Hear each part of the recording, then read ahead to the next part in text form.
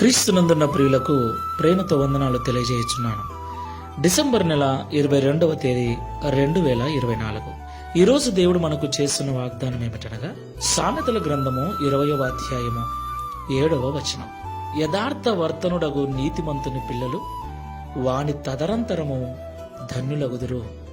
ఆమేన్. నా ప్రియమైన సహోదరి సహోదరులారా, ఈ లోకంలో పిల్లలు కలిగిన ప్రతి తల్లిదండ్రి తమ సుఖాలను, తమ ఆరోగ్యాన్ని, తమ ప్రాణాలను సైతం లెక్క చేయకుండా తాము ఏమైపోయినా పర్లేదు, పిల్లలు బాగుండాలని, ఉన్నంత వరకే కాదు మేము పోయిన తర్వాత కూడా పిల్లలు ఇబ్బంది పడకూడదని వారి కొరకు ఎంతో ప్రయాసపడుతున్నారు. ఎంతో దూరము వెళ్ళి కష్టపడి సంపదను సమకూరుస్తూ ఉన్నారు. దేవునికి మహిమ కలుగును గాక. మంచిదే.